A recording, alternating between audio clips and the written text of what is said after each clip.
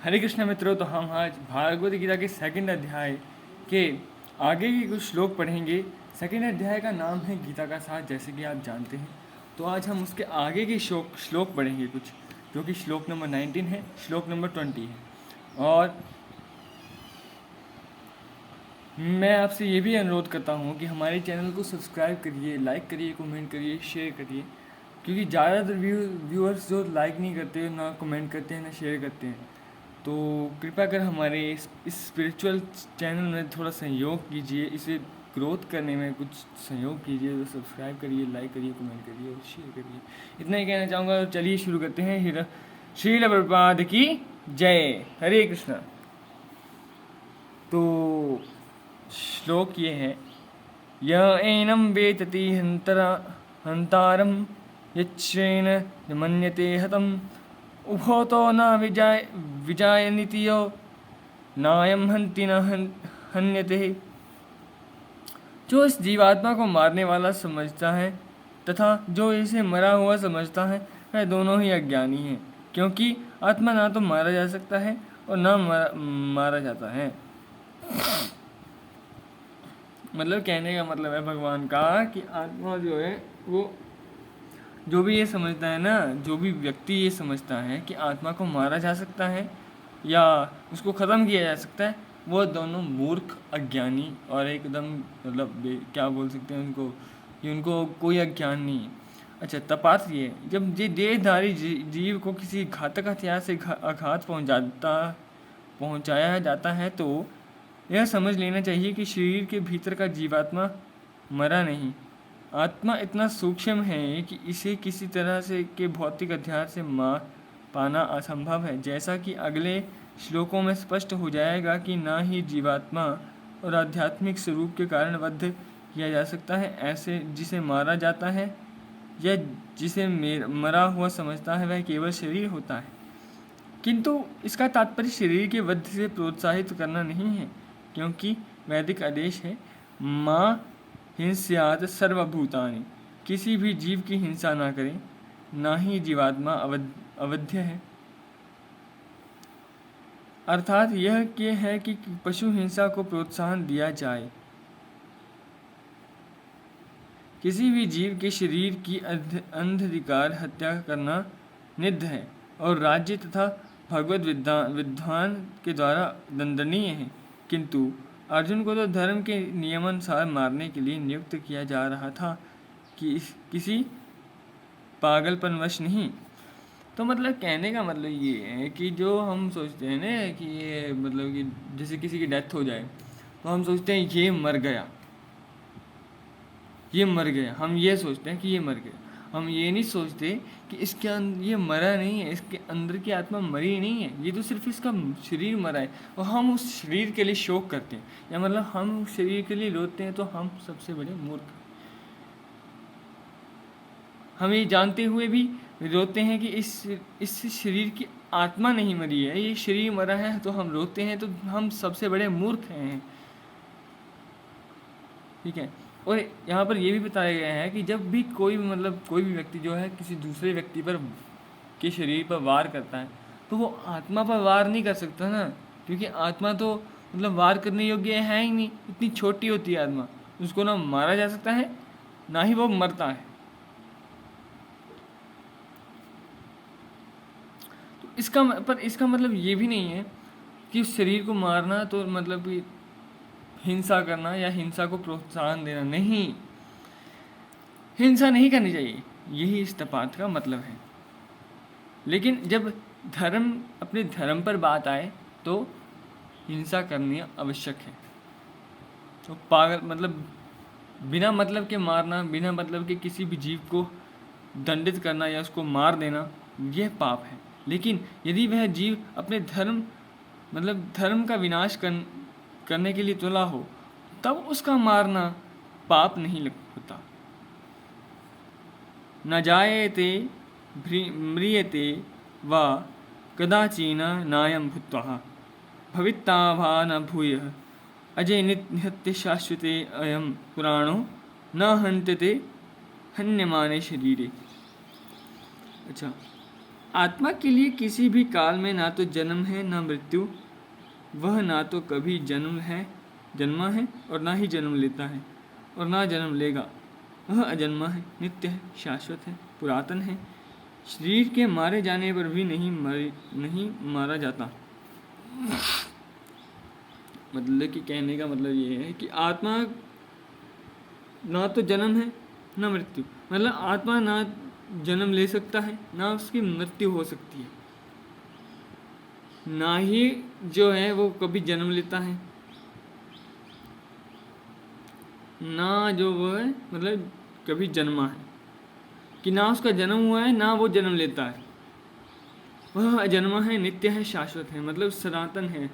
सनातन है यानी कि आदिकाल से, चिरकाल से विद्यमान है। अच्छा, तथा पुरातन है, शरीर के मारे जाने पर भी वह नहीं मरता, मतलब कि जिस शरीर को उस आत्मा ने धारण किया है उसको मारने पर भी नहीं मरता। तो कहने का मतलब है कि आत्मा जो है वो सनातन है, इटर्नल है, या चिरकालीन है, या आदिकालीन है। चतपात गुणात्मक दृष्टि से परमात्मा का अणु अंश परम से अभिन्न है। वह शरीर की भांति विकारी नहीं है। कभी कभी आत्मा को स्थायी तथा कूटस्थ कहा जाता है। शरीर में 6 प्रकार के रूपांतर होते हैं। वह माता के गर्भ से जन्म लेता है, कुछ काल तक रहता है, बढ़ता है, कुछ परिणाम उत्पन्न करता है, धीरे धीरे क्षीण होता है और अंत में समाप्त हो जाता है। किंतु आत्मा में ऐसा शरीर परिवर्तन नहीं होते। आत्मा अजन्मा है, किंतु चूंकि वह भौतिक शरीर धारण करता है अतः शरीर जन्म लेता है। आत्मा ना तो जन्म लेता है ना मरता है। जिसका जन्म होता है उसकी मृत्यु भी होती है, और चूंकि आत्मा जन्म नहीं लेता अतः ना तो उसको भूत है न वर्तमान न भविष्य। वह नित्य, शाश्वत तथा सनातन है, अर्थात उसके जन्म लेने का कोई इतिहास नहीं है। हम शरीर के प्रभाव में आकर आत्मा के जन्म मरण आदि का इतिहास खोजते हैं। आत्मा शरीर की तरह कभी भी वृद्ध नहीं होता। तथाकथित वृद्ध पुरुष भी अपने में बाल्यकाल या युवावस्था जैसी अनुभूति पाता है। शरीर के परिवर्तनों का आत्मा पर कोई प्रभाव नहीं पड़ता। आत्मा वृक्ष या किसी अन्य भौतिक वस्तु की तरह क्षीण नहीं होता। आत्मा की कोई उपसृष्टि नहीं होती। शरीर की उपसृष्टि संतानें हैं और वह विशिष्ट आत्मा है। शरीर के कारण वह किसी न किसी की संतानें प्रतीत होती हैं। शरीर की वृद्धि आत्मा की उपस्थिति के कारण होती है, किंतु आत्मा के ना हो तो उपवृद्धि है, ना ही उसमें कोई परिवर्तन होता है। अतः आत्मा शरीर के 6 प्रकार के परिवर्तन से मुक्त रहता है। कठोपनिषद की इस तरह का श्लोक आया है, न जायते मृत्यते वा विपश्यनाय कुतृष्णाय बभूव कच्चित् अजय नित्यः शाश्वतेयं पुराणो न हन्त्यते हन्यमाने शरीरे। इस श्लोक का अर्थ है कि तात्पर्य भागवत गीता के श्लोक जैसा ही, किंतु इस श्लोक में एक विशिष्ट शब्द विपश्चित का प्रयोग हुआ है, जिसका अर्थ है विद्वान या ज्ञानमय। आत्मा ज्ञान से या चेतना से सदैव पूर्ण रहता है। वह अतः चेतना ही आत्मा का लक्षण है।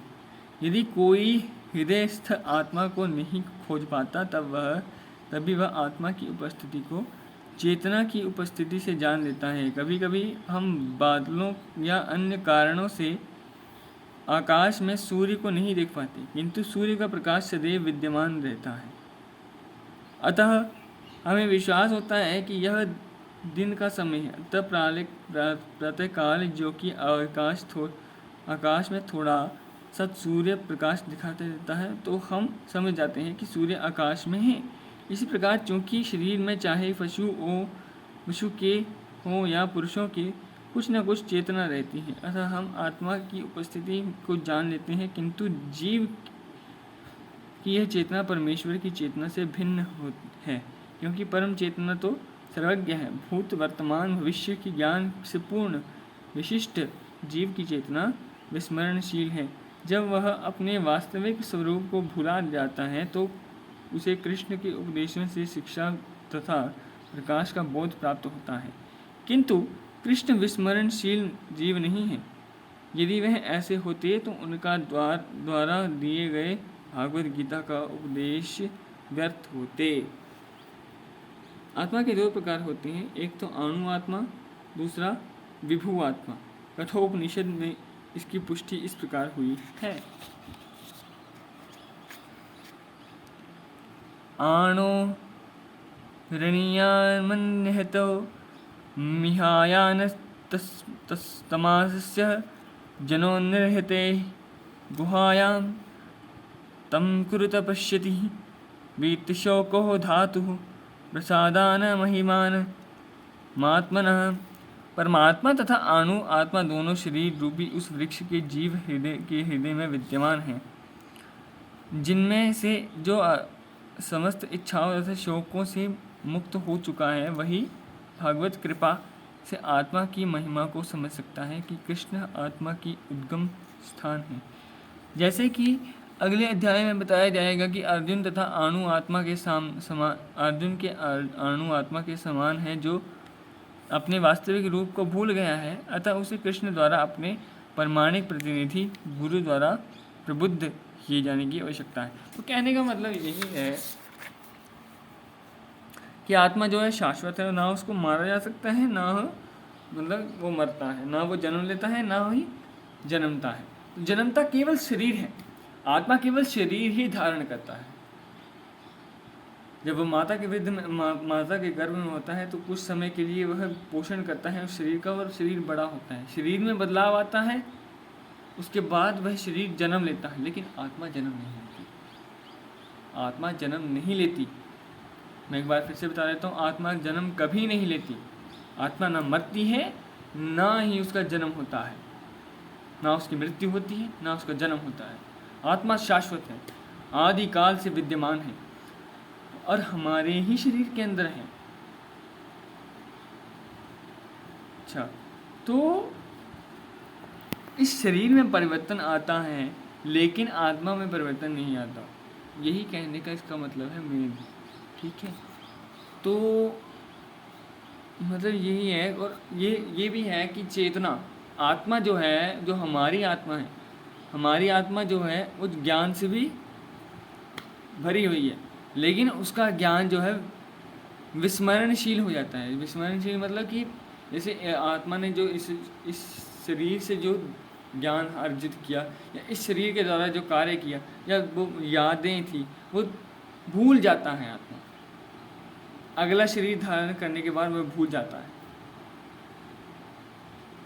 जब इस शरीर की मृत्यु हो जाती है तो अगला शरीर धारण करने के बाद वह भूल जाता है इस शरीर की बातें कि इस शरीर में क्या हुआ था, पिछले शरीर में क्या हुआ था। तो यही कहने का मतलब है, आत्मा विस्मरणशील है और आत्मा ना ही जन्म लेता है और ना ही मरता है। आत्मा चिरकाल से विद्यमान है। तो आज का टॉपिक यहीं समाप्त करते हैं। तो आज की वीडियो यहीं समाप्त करते हैं। हरे कृष्णा। एंड हमारे यूट्यूब चैनल को, स्पिरिचुअल यूट्यूब चैनल को लाइक करें, कमेंट करें और शेयर करें, और कमेंट सेक्शन में बताएं कि कैसी लगी हमारे द्वारा सरलार्थ जो है, जो मेरे द्वारा जो सरलार्थ था वो कैसा लगा, आप मुझे ज़रूर बताएं। और हमारी वीडियो को ज़रूर देखें, रोज़ देखें, ताकि आपको और भी मतलब समझ आए। पिछली वीडियो भी ज़रूर देखें।